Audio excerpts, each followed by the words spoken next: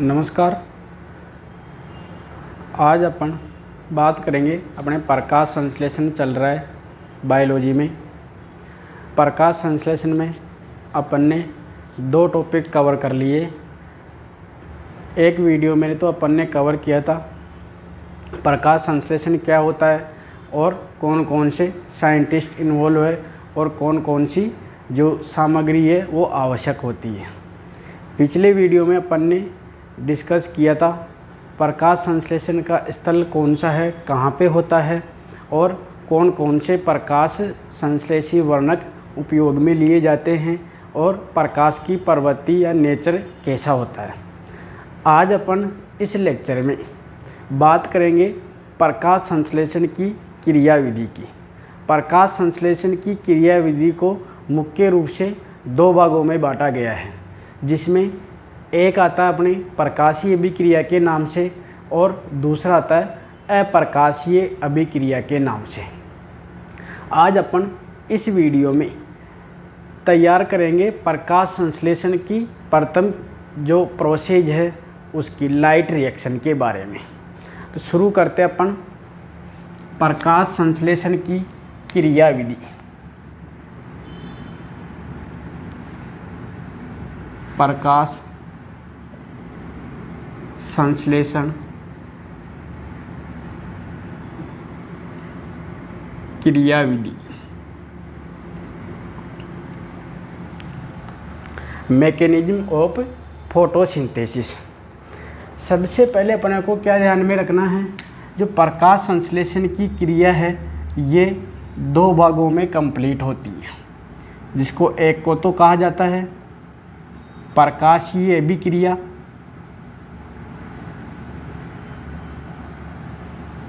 और दूसरी आती है अप्रकाशीय अभिक्रिया। लाइट रिएक्शन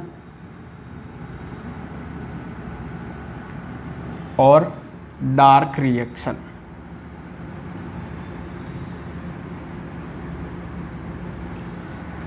जो अपनी मुख्य बातें हैं वो क्या है ध्यान में रखना अपने को। लाइट रिएक्शन में तो क्या होता है और डार्क रिएक्शन में क्या होता है। मुख्य चीज़ें क्या है, जो प्रकाशीय अभिक्रिया होती है, लाइट रिएक्शन होती है, ये कहाँ पे होती है, ग्रेना में। और ये कहाँ पे होती है, हरित लवक के स्ट्रोमा भाग में। दूसरी मुख्य चीज़ क्या है, इस प्रकाशीय अभिक्रिया लाइट रिएक्शन के द्वारा तो क्या होता है, एटीपी और NADP H2 का संश्लेषण होता है। ATP और NADP H2 का निर्माण होता है और इसमें क्या होता है, CO2 का अपचयन किस में हो जाता है, ग्लूकोज में। मुख्य अपने बेसिक चीज़ क्या ध्यान में रखनी है, जो प्रकाश संश्लेषण की प्रकाशीय अभिक्रिया है इसके द्वारा तो किसका निर्माण हो रहा है, स्वांगीकरण शक्ति का, एसिमुलेटरी पावर का निर्माण होता है। और इसका उपयोग कहाँ होता है, इस CO2 का रिडक्शन करने के लिए डार्क रिएक्शन में इसका यूज होता है। सबसे पहले अपन शुरू करते हैं प्रकाशीय अभिक्रिया। प्रकाशीय अभिक्रिया में क्या क्या होता है।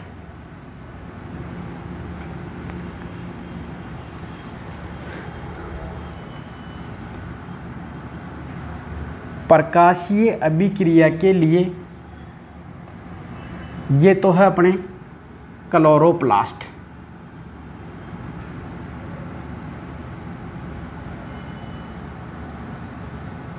जो क्या होता है, डबल मेम्ब्रेन का होता है। इसी में क्या होता है अपने, ये है अपने थाइलेकोइड। मुख्य रूप से अपन जो नलिका नुमाई संरचनाएं होती है उसको क्या कहते हैं, थाइलेकोइड। और ये आपस में किससे जुड़ी हुई रहती है, स्ट्रोमा लेमिला के द्वारा।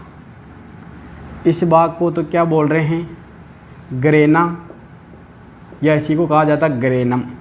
और इस एक भाग को क्या कहा जा रहा है? थाइलेकोइड। थाइलेकोइड। अपने थाइलेकोइड का जो रिक्त स्थान है, खाली स्थान है, इसको कहा जाता है ल्यूमेन। थोड़ा सा जो अपने एक थाइलेकोइड है, इसमें कहाँ जो लाइट रिएक्शन है वो कहाँ पे होगी? इस थाइलेकोइड स्ट्रक्चर में जो ल्यूमेन भाग है इसमें संपन्न होगी लाइट रिएक्शन। यहाँ अपन एक थाइलेकोइड की संरचना को देखते हैं। इसी डायग्राम में बनाता हूँ मैं।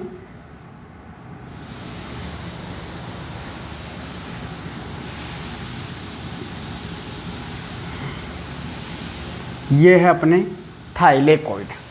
जो थाइलेकोइड की ये भाग तो कौन सा हो गया? ल्यूमेन। ये क्या है? थाइलेकोइड झिल्ली। Thylakoid membrane. जो थाइलेकोइड मेम्ब्रेन होती है ये जो लिपिड होती है उसकी बाई लेयर की बनी हुई होती है। होती कैसी है? सिंगल मेम्ब्रेन होती है, लेकिन कभी भी ध्यान रखना जो लिपिड के अणु होते हैं वो 2 लेयरों से मिलकर बने हुए होते हैं। यदि अपन इसको और क्लियर समझना चाहें तो यहाँ पे क्या पाए जाते हैं?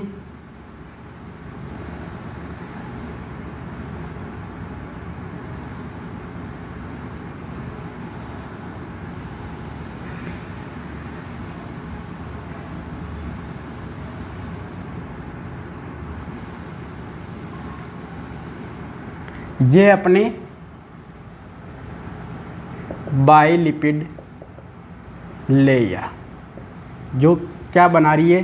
थाइलेकोइड मेम्ब्रेन बनाती है। इसी मेम्ब्रेन में जो ये लिपिड होता है इसमें मुख्य रूप से क्या होते हैं? 2 भाग होते हैं। ये तो है फॉस्फेट और ये होता है लिपिड। अब प्रकाश संश्लेषण की जो लाइट रिएक्शन है इसको प्रारंभ करने के लिए अपने पास फोटो सिस्टम पाए जाते हैं। PS1 और PS2 2 प्रकार के फोटो सिस्टम होते हैं। ये फोटो सिस्टम प्रेजेंट कहाँ पे रहते हैं? यहाँ पे इस थाइलेकोइड की मेम्ब्रेन पे। इस थाइलेकोइड की मेम्ब्रेन पे पाए जाते हैं। इसको और क्लियर कर देता हूँ मैं।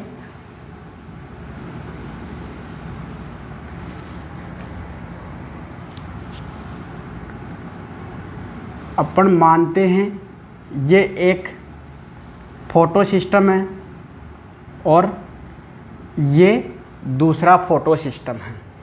इस फोटो सिस्टम में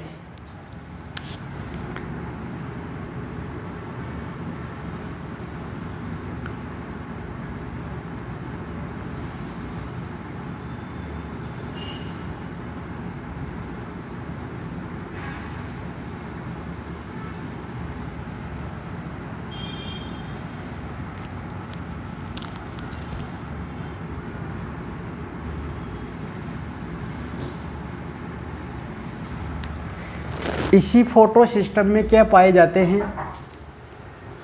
प्रकाश संश्लेषी वर्णक,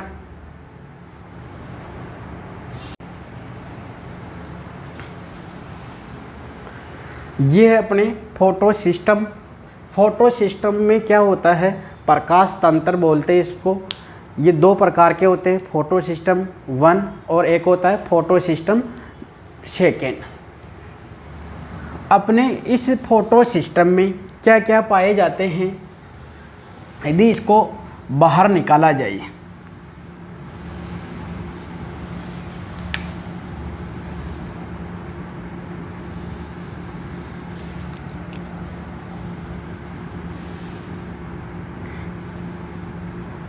यहाँ पे पाया जाता अपने वर्णकों का समूह। यहाँ पे क्या मिलते हैं? कुछ प्रकार के तो क्या होते हैं? क्लोरोफिल मिलेंगे,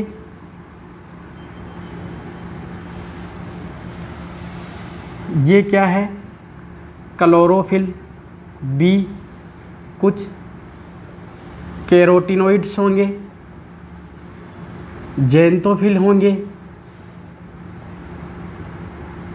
इसी तरह इसमें क्या होंगे, क्लोरोफिल बी होगा, कुछ कैरोटीनॉइड्स होंगे, कुछ ज़ैंथोफिल होंगे। जो बीच का रह गया, इसमें पाए जाते हैं 2 मॉलिक्यूल्स पाए जाते हैं, किसके, क्लोरोफिल ए के। इसी को क्या कहा जाता है, रिएक्शन सेंटर। रिएक्शन सेंटर, अभिक्रिया केंद्र।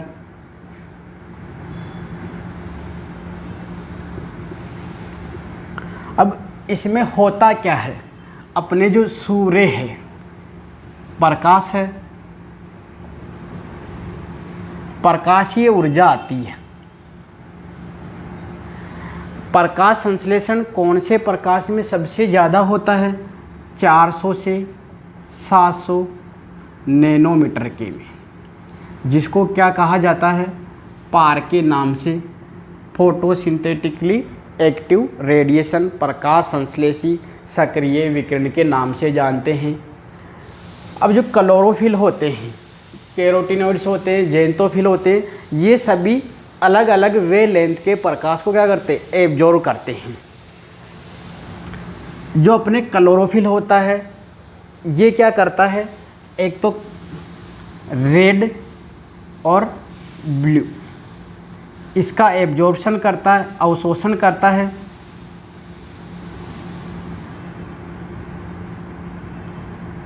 लेकिन रेड और ब्लू लाइट के अतिरिक्त जो अन्य प्रकार की जो लाइट वेवलेंथ रहती है, उसका एब्जॉर्प्शन करना भी क्या होता है, आवश्यक होता है। क्योंकि जितनी लाइट अधिक से अधिक एब्जॉर्ब होगी, उतनी क्या होगी, ऊर्जा अधिक से अधिक प्राप्त होगी। इस कारण ये तो क्या हो जाता है, रिएक्शन सेंटर हो जाता है। केवल ये किसको एब्जॉर्ब करेगा, रेड लाइट और ब्लू लाइट को। इसलिए दूसरे जो कलर होते हैं, उनकी लाइट को एब्जॉर्ब करने के लिए ये क्या करता, अपने लिए 2 सहायक, कई सारे होते हैं, 2 से अधिक होते हैं, अपन ने केवल सिंपल 2 बनाए। यहाँ अपने लिए क्या करते हैं, 2 नौकर रखता है। इनको क्या कहा जाता है, सहायक वर्णक। सहायक वर्णक इसको भी कहा जाता है सहायक वर्णक, या इसी को बोल सकते हैं अपन फोटो हार्वेस्टिंग कॉम्प्लेक्स। ये भी क्या है, फोटो हार्वेस्टिंग कॉम्प्लेक्स। ये भी क्या है, फोटो हार्वेस्टिंग कॉम्प्लेक्स। अर्थात क्या करता है, जो ये सहायक वर्णक होते हैं, ये क्या करते हैं, रेड और ब्लू लाइट के अतिरिक्त जो लाइट रह जाती है 400 से 700 नैनोमीटर के बीच की रेंज वाली लाइट होती है, उसको एब्जॉर्ब करते हैं और कहाँ पहुँचाते हैं, उसको रिएक्शन सेंटर पे पहुँचाते हैं। करते क्या है, जैसे ये अपने ज़ैंथोफिल का अणु है, ये क्या करता है, लाइट एब्जॉर्ब करेगा ज़ैंथोफिल का, और इससे क्या होगा, इलेक्ट्रॉन उत्सर्जित होगा। इलेक्ट्रॉन उत्सर्जित होगा, उत्तेजित होगा, तो ये क्या करेगा, इलेक्ट्रॉन को बाहर निकालेगा। ये इलेक्ट्रॉन जब बाहर निकलेगा तब क्या होता है, दूसरे अणु को दे देगा। ये फिर क्या करेगा, इलेक्ट्रॉन दूसरे को दे देगा। ऐसा धीरे धीरे करते हुए क्या होता है, ये सभी आपस में एक दूसरे को दे देते, और ये सब कहाँ पे दे देते, क्लोरोफिल ए के अणु को। ऐसा ही सेम प्रोसेस यहाँ पे होगी, ये इसको देगा, ये इसको देगा, ये इसको देगा, ये इसको देगा, ये इसको देगा, और अंत में एनर्जी कहाँ पे दे दी जाएगी, क्लोरोफिल ए को। यदि आपने केमिस्ट्री में देखा हो तो अपने ये तो है न्यूक्लियस, इसके चारों तरफ क्या होती है, ऑर्बिटल होती है। जब किसी भी इलेक्ट्रॉन को अत्यधिक ऊर्जा मिलती है, तब क्या होता है, वो निम्न कक्षा से क्या होता है, निकल के उत्तेजित होके और अपने हायर ऑर्बिटल में पहुंच जाता है। वही प्रोसेस यहाँ पे हो रही है। जैसे ही उसको एनर्जी मिलेगी, प्रकाश अवशोषित करेगा, तो वो क्या होगा, उत्तेजित होगा, और उत्तेजित होके और क्या होगा, अपने हायर ऑर्बिटल में पहुंच जाएगा। जैसे ही उसकी एनर्जी आगे पहुंचेगी तो वापस क्या होगा, वो इलेक्ट्रॉन वापस अपने न्यूक्लियस में आ जाएगा। इस कारण क्या हो रहा है, ये जितने भी लाइट है, रेड और ब्लू लाइट के अतिरिक्त उन लाइट को क्या कर रहा है, अवशोषित करके और किसको पहुंचा रहे, रिएक्शन सेंटर को। ये तो है अपने थाइलेकोइड में, फोटो सिस्टम में ये संरचना चलती है। इसी को अपन यहाँ पे लाते हैं। यहाँ तक क्लियर है आपके कि यहाँ हो क्या रहा है। एक तो होता है रिएक्शन सेंटर, और इसके चारों तरफ क्या रहते हैं, सहायक वर्णक पाए जाते हैं, जिन्हीं को क्या कहा जाता है, फोटो हार्वेस्टिंग कॉम्प्लेक्स के नाम से भी जानते हैं। ये क्या करते हैं, क्लोरोफिल ए तो क्या करता है, रेड और ब्लू लाइट का अवशोषण कर लेता है, लेकिन इस रेंज में रेड और ब्लू लाइट के अतिरिक्त और भी लाइट उपस्थित रहती है, जिसका अवशोषण क्लोरोफिल नहीं कर पाता है। इस कारण ये अपने लिए क्या करता है, सहायक वर्णक रखता है। अर्थात जैसे मान लो ये तो क्या हो गया, मुखिया हो गया, और ये अपने लिए क्या करता है, अपने चारों तरफ नौकर रखता है, जो क्या करते हैं, ऊर्जा को लेके और इस मुखिया को दे देते हैं, जिसका उपयोग आगे कहाँ होगा, अपने एटीपी बनाने की प्रोसेस में होगा। अपन आते हैं वापस इस थाइलेकोइड की संरचना पे। यहाँ पे क्या होगा, रिएक्शन सेंटर चल रहा है अपने, यहाँ पे क्या है, क्लोरोफिल ए प्रेजेंट है। अब सबसे पहले क्या होगा, लाइट, सनलाइट को क्या होगा, एब्जॉर्ब करेंगे। ये अपने कहाँ पहुँचाएंगे, सभी कहाँ पहुँचाएंगे, रिएक्शन सेंटर में पहुँचा देते हैं। जब क्लोरोफिल ए का अणु, इसको ऊर्जा अधिक से अधिक मिल रही है, इस कारण क्या होता है, ये भी क्या करता है, अपने इलेक्ट्रॉन को क्या करता है, ऊपर उछालता है, इलेक्ट्रॉन को ऊपर भेजता है। जब अत्यधिक हो जाता है तो क्या होता है, उसको ऊर्जा मिल रही है, ऊर्जा मिलने के कारण क्या होता है, ये ज़्यादा से ज़्यादा कुछ हो जाता है, और कुछ होके क्या करता है, अपने इलेक्ट्रॉन को उछालता है। इस इलेक्ट्रॉन को यहाँ से अपने दो सिस्टम ध्यान में रखना। इस प्रोसेस के द्वारा, अपने लाइट रिएक्शन के द्वारा हो क्या रहा था, एटीपी का और NADP H2 का निर्माण हो रहा था। अब ये दो प्रकार से होता है, ATP और NADP H2 का निर्माण दो तरीके से होता है। एक तो होता है चक्रीय पोस्पेटीकरण विधि से, और एक होता है अचक्रीय पोस्पेटीकरण विधि से।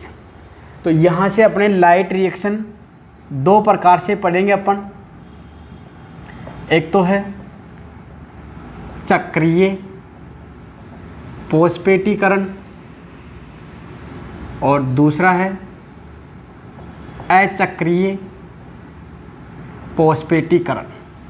अर्थात पोस्पेटीकरण, पोस्पोरिलाइजेशन क्या होता है, ADP से ATP का बनना, वो प्रक्रिया क्या कहलाती है, पोस्पेटीकरण। जब साइक्लिक रूप में होती है तो उसको तो क्या बोला जाता है, चक्रीय पोस्पेटीकरण, और जब नॉन साइक्लिक के रूप में होता है तब क्या कहा जाता है, उसको अचक्रीय पोस्पेटीकरण। सबसे पहले अपन बात करेंगे अचक्रीय पोस्पेटीकरण की। तो इस सिस्टम में दो प्रकार के फोटो सिस्टम इन्वॉल्व है अपने पास। ये तो कौन सा है, फोटो सिस्टम सेकेंड, और ये कौन सा है, फोटो सिस्टम फर्स्ट। इसका रिएक्शन सेंटर क्या होगा, P480। इसका रिएक्शन सेंटर कौन सा होगा, P700।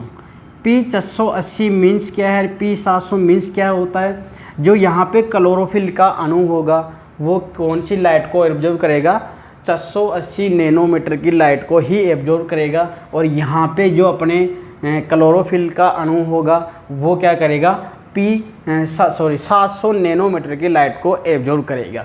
बाकी सब क्या है, सेम है। इसमें भी सहायक वर्णक होंगे, सहायक कौन से होंगे, कैरोटिनॉइड्स है, जेंटोफिल है, क्लोरोफिल भी है, ये होंगे, इसमें भी सेम होंगे। इसने क्या की, लाइट को एब्जॉर्ब किया, किसको पहुंचाया, क्लोरोफिल ए को पहुंचा दिया, जो कि अपना रिएक्शन सेंटर है। यहाँ से जैसे ही इसको ऊर्जा ज़्यादा मिली तो इसने क्या किया, अपने इलेक्ट्रॉन को बाहर फेंक दिया। और इस इलेक्ट्रॉन को सबसे पहले ग्रहण किसने किया, ग्रहण करने वाला कौन सा है, इस इलेक्ट्रॉन को ग्रहण कर लेगा FRS। इसका पूरा नाम है फेरोडॉक्सिन रिडक्शन सबस्टेंस।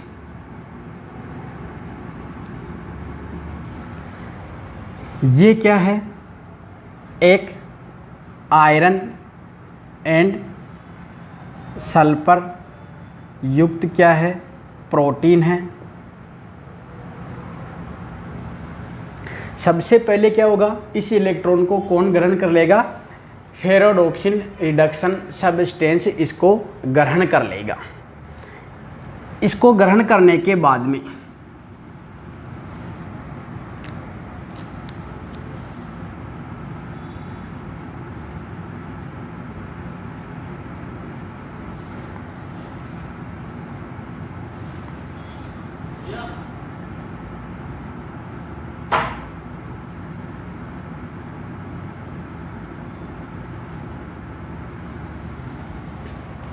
जो इलेक्ट्रॉन होगा इसको सबसे पहले ग्रहण कौन करेगा, फेरोडॉक्सिन रिडक्शन सबस्टेंस।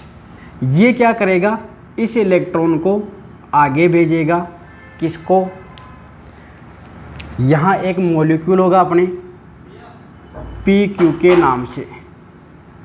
इसका पूरा नाम क्या है,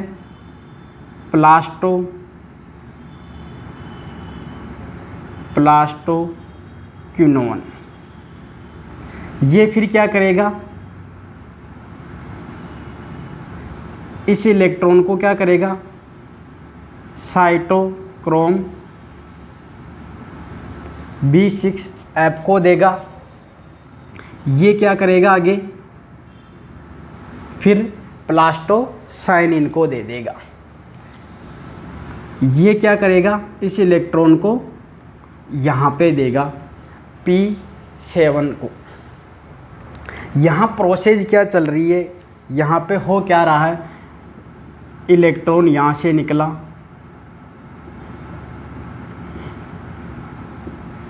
और कहाँ पे आ गया, रिएक्शन सेंटर P700 के पास में।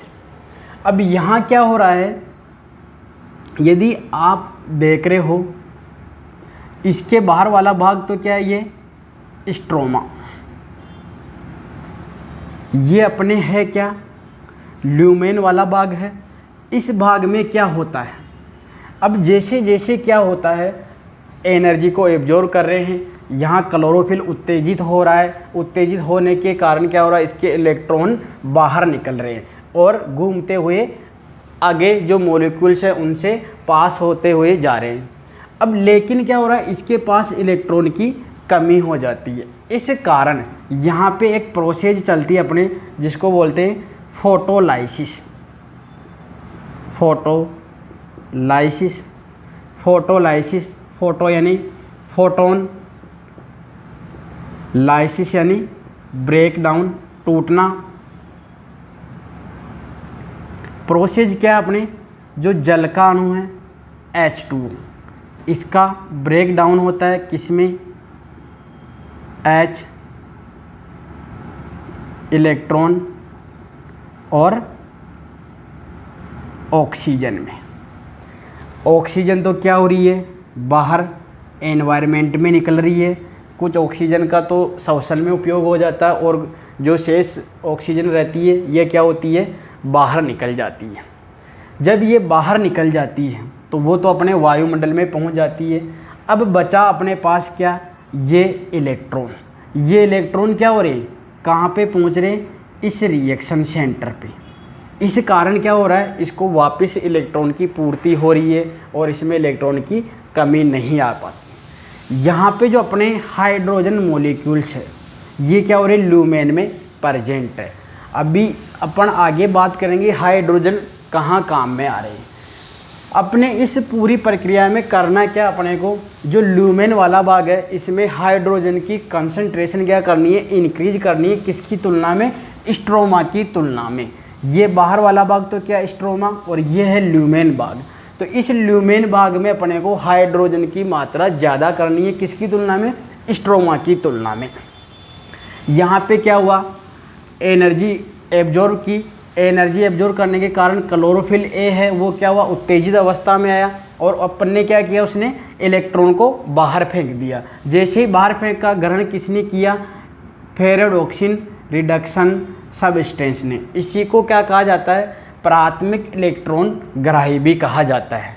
फिर इसने इलेक्ट्रॉन क्या किए, अगले मॉलिक्यूल्स को दे दिए जिसका नाम क्या है, प्लास्टोक्विनोन।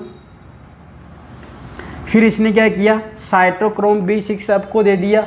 फिर इसने क्या किया, प्लास्टोसाइनिन को दे दिया और प्लास्टोसाइनिन ने इलेक्ट्रॉन किसको दे दिए, अपने P700 को। जो फोटो सिस्टम 1 है उसका जो रिएक्शन सेंटर है P700 उसको इलेक्ट्रॉन दे दिए।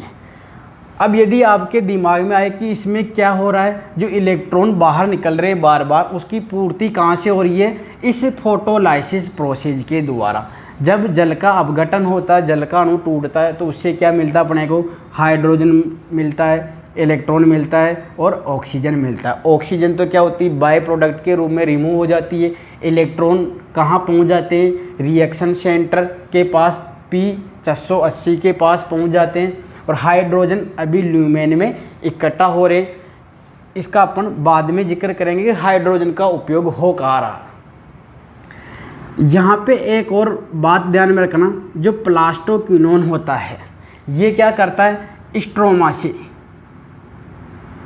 जब ये इलेक्ट्रॉन आगे वाले को देता है तो क्या होता है, इसके पास एनर्जी कम हो जाती है। इस कारण क्या करता है, ये यहाँ से हाइड्रोजन एब्जॉर्ब कर लेता है और कहाँ पहुँचा देता है, इस ल्यूमेन भाग में इकट्ठा कर देते हैं। इस कारण यहाँ क्या हो रहे, हाइड्रोजन का कंसंट्रेशन बढ़ता जा रहा है।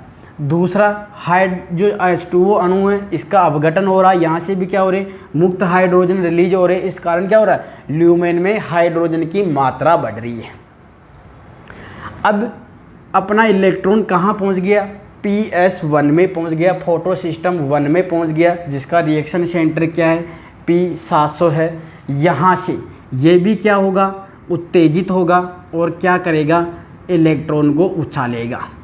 इलेक्ट्रॉन को उछालेगा तो इसके इलेक्ट्रॉन को कौन ग्रहण करता है, FD, फेरोडोक्सिन। किसने ग्रहण कर लिया, फेरोडोक्सिन ने ग्रहण कर लिया। इसने क्या किया, इसी इलेक्ट्रॉन को आगे भेज दिया। यहाँ पे अपने पाया जाता है NADP। ये कहाँ प्रेजेंट रहता है, स्ट्रोमा में। यहाँ पे अपने जो थाइलेकोइड मेम्ब्रेन है, यहाँ पे एक एंजाइम पाया जाता है NADP सिंथेटेज एंजाइम पाया जाता है। ये एंजाइम क्या करता है, यहाँ से जो स्ट्रोमा है यहाँ से क्या लेगा, H+ लेगा और किस में कन्वर्ट कर देगा, इसको अपचयित कर देगा NADPH।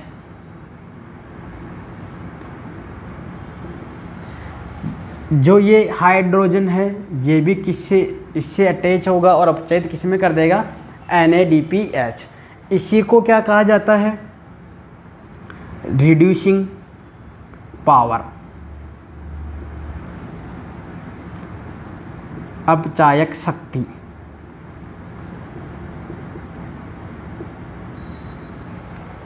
लाइट रिएक्शन का मुख्य प्रोडक्ट क्या था? एक तो क्या बनाना था, NADPH2 का बनाना था और एक ATP का बनाना था। यहाँ पे तो अपने बन गया NADPH2 बन गया। अब जो ये हाइड्रोजन होते हैं, यहाँ पे अपने एंजाइम पाया जाता है एक,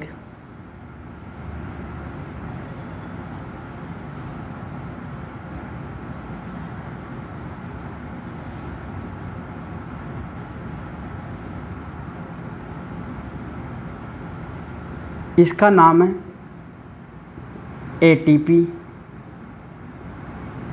सिंथेज। ये क्या करता है? ADP में क्या जोड़ता है? इनऑर्गेनिक फॉस्फेट, और किसका निर्माण कर देता है? ATP का।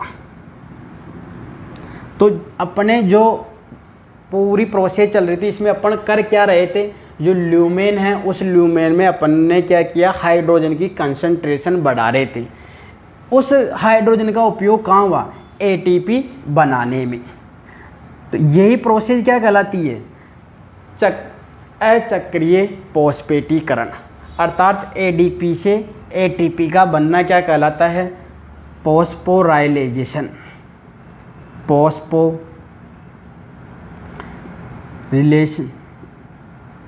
फॉस्फेटीकरण।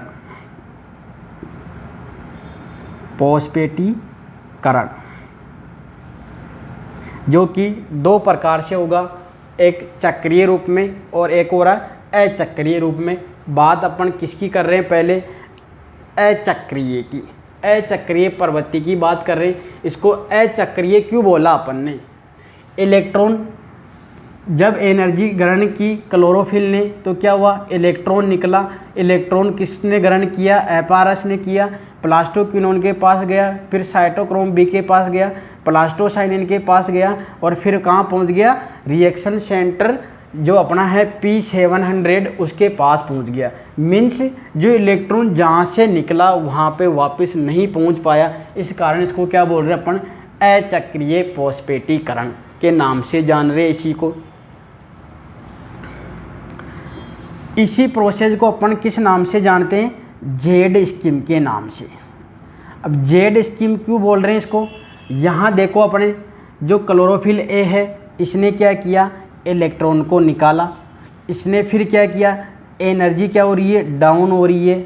फिर वापस क्या हो रहा है? इलेक्ट्रॉन यहाँ उछल रहा है। तो ये अब इसलिए अपन इसको क्या बोल रहे हैं? जेड स्कीम के नाम से जान रहे हैं इसी को। यहाँ पे जो अपन घटते हुए ऑर्डर में लिख रहे हैं, यानी यहाँ क्या हो रही है? एनर्जी क्या हो रही है? रिड्यूस हो रही है। यहाँ एनर्जी क्या होती है? मुक्त होती है। जब एनर्जी पर्याप्त मात्रा में हो जाती है तो उसका उपयोग किस में कर लेते हैं? ATP बनाने में कर लिया जाता है। तो ये है अपने अचक्रीय फॉस्फेटीकरण। यहाँ पर मुख्य चीज़ें क्या ध्यान में रखनी है? एक तो अपने को ध्यान में रखना है NADPH2 का निर्माण कहाँ पे होता है। तो NADPH2 का निर्माण कहाँ हो रहा है? स्ट्रोमा भाग में हो रहा है। ATP का निर्माण कहाँ हो रहा है? स्ट्रोमा भाग में हो रहा है। पूछा जाए कि फोटोलाइसिस, जल का अपघटन कहाँ हो रहा है? तो जल का अपघटन तो कहाँ हो रहा है? ल्यूमेन भाग में, थाइलेकोइड के भाग में हो रहा है। कितने फोटो सिस्टम इन्वॉल्व है? दो प्रकार के फोटो सिस्टम इन्वॉल्व है, फोटो सिस्टम 1, फोटो सिस्टम 2। तो जल पूछा जाए कि जल का अपघटन करने में कौन सा सिस्टम इन्वॉल्व रहता है? तो कौन सा रहता है? Photo system 2। क्यों? क्योंकि जो अपने चक्रीय फॉस्फेटीकरण होगा उसमें भी अपने कौन सी प्रक्रिया, कौन सा सिस्टम काम में आएगा? PS1 काम में आएगा। लेकिन वहाँ क्या होता है? फोटोलाइसिस नहीं होता है। जब अपन इन दोनों में डिफरेंस क्लियर करेंगे कि चक्रीय और अचक्रीय में क्या डिफरेंस है, तब वहाँ अपने और क्लियर होगा। यदि इसको ओवरऑल देखा जाए अपने कि हो क्या रहा है, इसमें क्या बन रहा है, कैसे प्रोसेस चल रही है, सबसे पहले अपने को क्या ध्यान में रखना? ये प्रोसेस कहाँ पे होगी? अपने गरेना वाले भाग में होगी। इस भाग के लिए अपने को प्रकाश की आवश्यकता रहती है। सबसे पहले क्लोरोप्लास्ट है। क्लोरोप्लास्ट में क्या अपन ने एक थाइलेकोइड की स्ट्रक्चर ली। थाइलाकोइड की जो झिल्ली होती है वो किसकी बनी हुई रहती है, अपने बाइलेयर लिपिड होती है उसकी बनी हुई रहती है। और इसमें क्या पाए जाते हैं, यहाँ पे फोटो सिस्टम पाए जाते हैं। फोटो सिस्टम क्या होते हैं, जो अपने प्रकाश संश्लेषी वर्णक होते हैं उनका क्या होता है, समूह होता है। उस समूह को ही अपन ने क्या नाम दिया, फोटो सिस्टम। तो जब अपन अचक्रीय फॉस्फेटीकरण पढ़ रहे हैं, फॉस्फेटीकरण क्या होता है, एडीपी से एटीपी का निर्माण हो रहा है। तो उस प्रोसेस में अपने अचक्रीय फॉस्फेटीकरण में दो फोटो सिस्टम इन्वॉल्व हो रहे हैं, फोटो सिस्टम सेकेंड और फोटो सिस्टम 1। ये 1 और 2 किसके आधार पे दिया है इनको, जो इसकी खोज पहले हुई थी इस कारण इसको PS1 नाम दे दिया, और PS जो सेकेंड है उसकी खोज बाद में हुई थी इसलिए इसको PS सेकेंड नाम दे दिया। अब प्रोसेस में क्या चल रही है, अपन इसी सिस्टम को थोड़ा सा यदि और अपन देखना चाहिए तो इसमें क्या होता है, एक तो होता है रिएक्शन सेंटर जो कि वो कहाँ पे होगा, बीच में होगा, और इसके चारों तरफ क्या होंगे, सहायक वर्णक पाए जाते हैं। सहायक वर्णक क्या करेंगे, जो क्लोरोफिल एब्जॉर्ब नहीं कर पाता उस वे लेंथ की लाइट को एब्जॉर्ब करते हैं और किसके पास पहुंचा देते हैं, क्लोरोफिल ए के अणु के पास पहुंच जाते हैं। जिस कारण क्या होता है, ज़्यादा से ज़्यादा मात्रा में लाइट एब्जॉर्ब होगी और ज़्यादा से ज़्यादा क्या होगी, एनर्जी प्राप्त होगी। जब ये एनर्जी रिएक्शन सेंटर के पास पहुंच जाती है, क्लोरोफिल ए के पास पहुंच जाती है, तब यहाँ से क्या होता है, क्लोरोफिल ए का अणु अत्यधिक उत्तेजित हो जाता है। इस कारण क्या होता है, वो अपने इलेक्ट्रॉन को उछालता है। उस इलेक्ट्रॉन को ग्रहण कौन कर लेता है, सर्वप्रथम फेरिडोक्सिन रिडक्शन सब्सटेंस ग्रहण करता है। इसी को क्या कहा जाता है, प्राथमिक इलेक्ट्रॉन ग्राही के नाम से जानते हैं। यही क्या करता है, फिर इलेक्ट्रॉन को उछालता है, किसको देता है, प्लास्टोक्विनोन को देता है। फिर ये किसको दे देता है, साइटोक्रोम B6F को दे देता है। ये किसको देता है, प्लास्टोसाइनिन को दे देता है। यहाँ से ये प्लास्टोसाइनिन क्या करता है, इस इलेक्ट्रॉन को फोटो सिस्टम 1 के रिएक्शन सेंटर को दे देता है। यहाँ से ये क्या करता है, जब इसके पास इलेक्ट्रॉन आते हैं तो क्या करता है, अपने इलेक्ट्रॉनों को उछालता है, एनर्जी मिल जाती है तो उत्तेजित होकर और उछालता है। जिसको ग्रहण कौन सा करता है, फेरिडोक्सिन ग्रहण करता है, और वो इलेक्ट्रॉन मुक्त करके और जो स्ट्रोमा भाग है उसमें से NADP को पकड़ता है और क्या करता है, उसको अपचयित कर देता है, किसमें, NADPH2 में। कौन सा एंजाइम इन्वॉल्व होगा, NADP सिंथेटेज एंजाइम इसमें उपयोग होगा। अब यदि बार बार इलेक्ट्रॉन निकलते जाएंगे तो क्लोरोफिल अणु है उसके पास क्या होगी, इलेक्ट्रॉन की कमी हो जाती है। इस इलेक्ट्रॉन की कमी की जो पूर्ति कौन करता है, एक अपने यहाँ पे प्रोसेस चलती है फोटोलाइसिस के नाम से, जिसमें क्या होता है, जल का जो मॉलिक्यूल होता है वो ब्रेक डाउन होता है और क्या क्या उत्पादित करता है, हाइड्रोजन, इलेक्ट्रॉन और ऑक्सीजन। इलेक्ट्रॉन तो कहाँ पहुँच रहे, क्लोरोफिल के पास में। जैसे इसको इलेक्ट्रॉन मिलते हैं वापस ये इलेक्ट्रॉनों को फेंकता है। हाइड्रोजन क्या हो रहा है, अपने NADPH को रिडक्शन करने में उपयोग में आ रहा है, और जो ऑक्सीजन है वो या तो श्वसन में काम आ जाती है कुछ मात्रा में, और या अपने एनवायरनमेंट में बाहर निकल जाती है। जो ल्यूमेन वाला भाग है इसमें हाइड्रोजन की कंसंट्रेशन क्या हो रही है, इंक्रीज हो रही है, जिसका उपयोग क्या करता है, ATP सिंथेटेज एंजाइम है वो क्या करता है, ADP से किस में कन्वर्ट कर देता है उसको, ATP में। ये तो है एडिनिन डाइफॉस्फेट और ये है एडिनिन ट्राइफॉस्फेट। तो अपने प्लांट में एनर्जी किस रूप में पाई जाती है, तो ATP के रूप में पाई जाती है। ये है अपनी पहली प्रोसेस जिसको जेड स्कीम के नाम से भी जानते हैं, अचक्रीय फॉस्फेटीकरण के नाम से जानते हैं। अचक्रीय फॉस्फेटीकरण क्यों कहा इसमें, कि जिस स्थल से इलेक्ट्रॉन मुक्त हो रहा है उसी स्थल पे वापस इलेक्ट्रॉन नहीं पहुंच पाता है, इस कारण इसको अचक्रीय फॉस्फेटीकरण कह रहे हैं। जेड स्कीम क्यों कहते हैं इसको, क्योंकि जो ये अभिक्रिया चल रही है, इस अभिक्रिया में यदि अपन इसका ग्राफ बनाए एनर्जी का, तो क्या हो रहा है, एक बार क्या हो रहा है, एनर्जी बढ़ रही है, फिर क्या हो रही है, एनर्जी डाउन हो रही है, फिर क्या हो रही है, वापस इंक्रीज हो रही है। तो इसका ग्राफ किस प्रकार का बनता है, जेड प्रकार का बनता है। इस कारण इसको क्या कहा जाता है, जेड स्कीम के नाम से भी जानते हैं। यहाँ पे अपने उत्पाद के रूप में क्या क्या मिला, एक तो अपने को ATP मिला और एक NADPH2 अपने को प्राप्त हुआ। इसके बाद में अपन दूसरी प्रोसेस है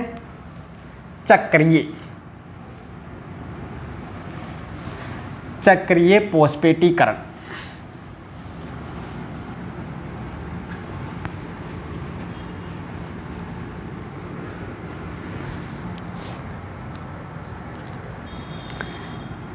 चक्रीय फॉस्फेटीकरण में क्या है,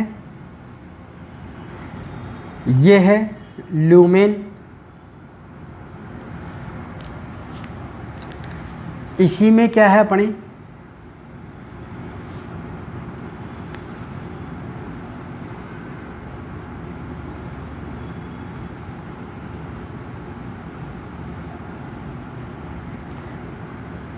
ये है अपने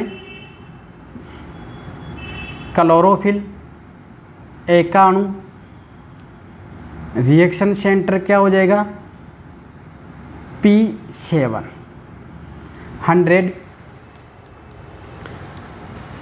वही प्रोसेस चलेगी इसमें, एनर्जी को सहायक वर्णक भी क्या करेंगे, एनर्जी को एक दूसरे मॉलिक्यूल से ग्रहण करते हुए क्या करेंगे, रिएक्शन सेंटर को दे देंगे।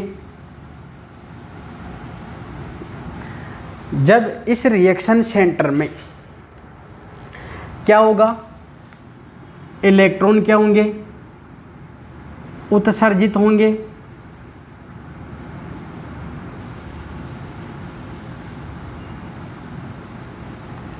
इलेक्ट्रॉन निकलेगा, इसको सबसे पहले ग्रहण कौन करेगा, एफडी।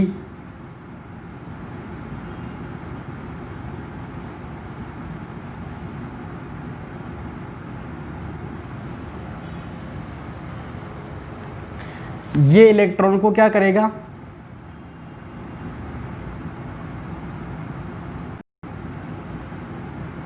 साइटोक्रोम B6 को देगा, साइटोक्रोम B6 किसको देगा, साइटोक्रोम F को देगा, और साइटोक्रोम F किसको देगा, प्लास्टोसाइनिन को देगा। प्लास्टोसाइनिन क्या करेगा, किसको दे देगा, क्लोरोफिल एक अणु को दे देगा।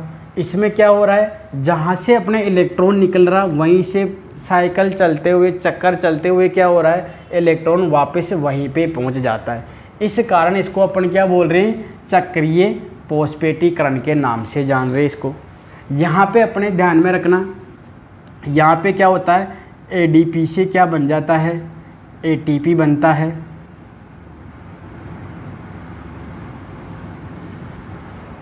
इसका रिएक्शन सेंटर कौन सा है, P700।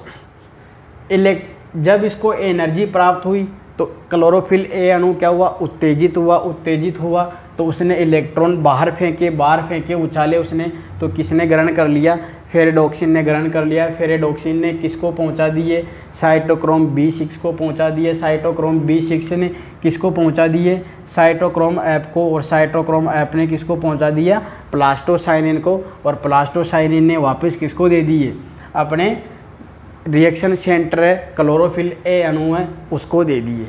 तो इसको जो अपने इलेक्ट्रॉन निकल रहे वापस घूमते हुए क्या हो रहे, वापस वहीं पहुंच गए। इसलिए यहाँ पे जो अपने फोटोलाइसिस की प्रोसेस है वो नहीं होती है।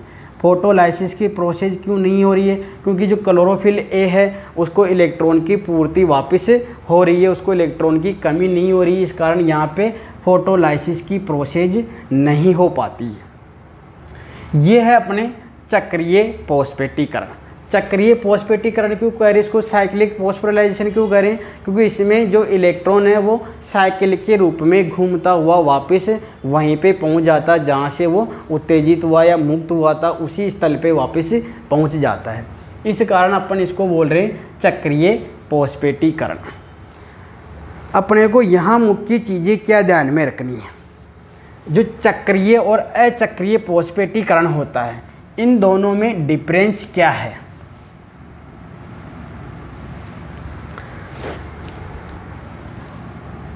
चक्रीय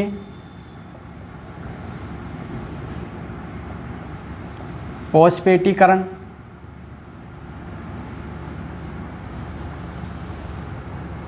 अचक्रीय, साइक्लिक और नॉन साइक्लिक।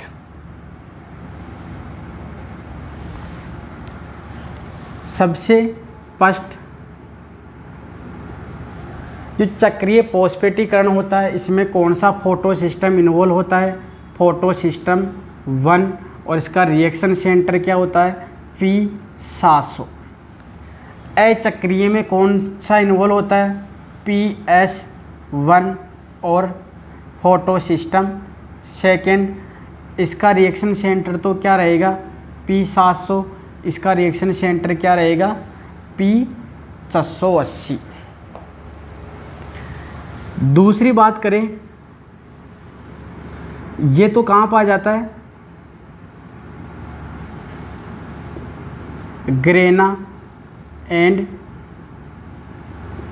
स्ट्रोमा थाइलेकोइड पर, और ये ग्रेना थाइलेकोइड पर।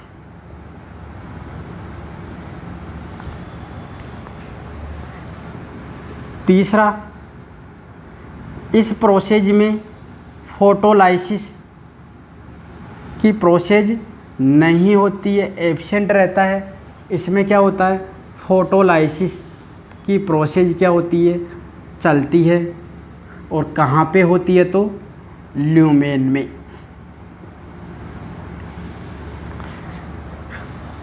चौथा डिफरेंस क्या है? इसमें किसका फॉर्मेशन होता है? एटीपी का फॉर्मेशन हो रहा है केवल। इसमें किसका फॉर्मेशन हो रहा है? एक तो एटीपी और एक NADP H2 का। इसमें एटीपी का फॉर्मेशन होता है ओनली, और इसमें एटीपी और उसके साथ साथ में NADP H2 का संश्लेषण भी होता है।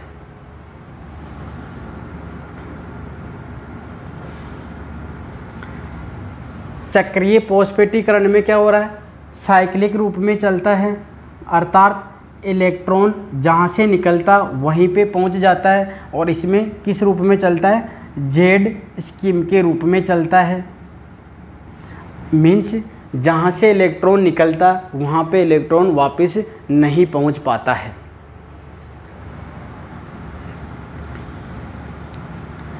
ये ऑक्सीजन इवोल्व से ऑक्सीजन निष्कासन से संबंधित नहीं है। मीन्स इस जो चक्रीय फॉस्फेटीकरण होता है उसमें ऑक्सीजन का निष्कासन नहीं होता है। ऑक्सीजन का निष्कासन कब होगा? जब फोटोलाइसिस की प्रोसेस चलेगी। तो इसमें क्या होता है? ऑक्सीजन का निष्कासन भी होता है। ये तो है अपने चक्रीय फॉस्फेटीकरण और अचक्रीय फॉस्फेटीकरण में क्या डिफरेंस है। अब इसी प्रोसेस में अपने आता है एक लाल पतन प्रभाव और इमर्शन इन्हेंसमेंट प्रभाव।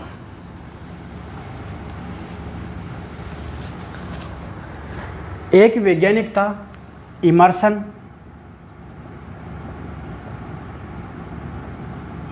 इन्होंने क्या किया था कि जो अलग अलग वेवलेंथ की लाइट होती है, मीन्स अपने जो फोटो सिस्टम फर्स्ट और फोटो सिस्टम किसने बताया था? इमर्सन और आर्नोन। जो आर्नोन वैज्ञानिक उन्होंने क्या किए थे?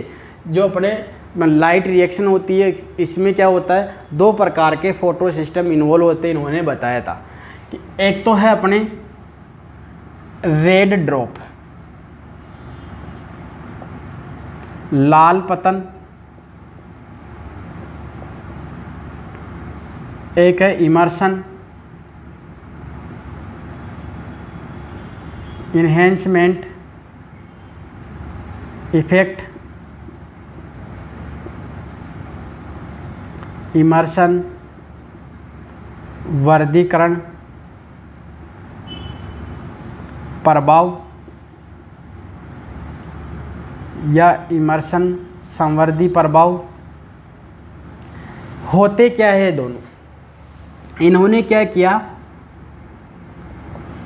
एक पादप पर परीक्षण किया और जब उस पादप को 680 नैनोमीटर से अधिक प्रकाश दिया, जब 680 नैनोमीटर से अधिक प्रकाश दिया तो क्या हुआ, फोटोसिंथेसिस जो रेट है वो क्या हो गई, डिक्रीज हो गई।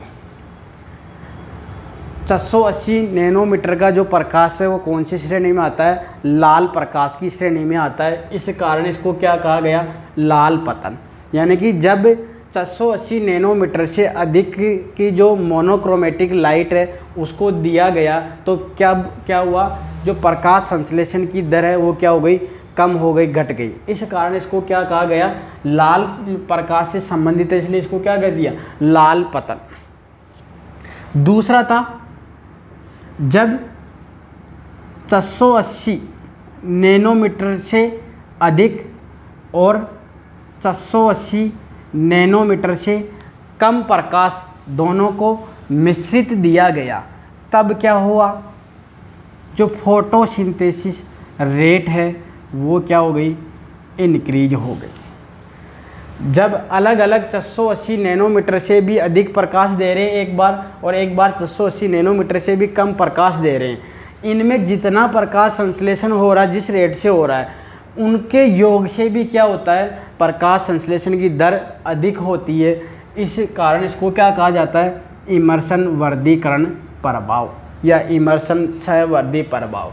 लाल पतन प्रभाव तो क्या होता है, जब पादप को 680 नैनोमीटर से अधिक वेवलेंथ का प्रकाश दिया जाता है तब क्या होता है, प्रकाश संश्लेषण की दर में क्या आती है, गिरावट आ जाती है, उसको कहा जाता है लाल पतन प्रभाव। और जब पादप को मिश्रित लाइट दी जाती है 680 नैनोमीटर से अधिक और 680 नैनोमीटर से कम वाला जो प्रकाश उसको मिश्रित रूप में दिया जाए तो क्या होता है, प्रकाश संश्लेषण की दर बढ़ जाती है। इस कारण इसको कौन सा प्रभाव कहा, इमर्शन वर्धीकारक प्रभाव कहा जाता है इसको। जो अपने लाइट रिएक्शन है इसका मुख्य जो अपने सार है वो क्या था, क्या बना था अपने ATP और NADPH2,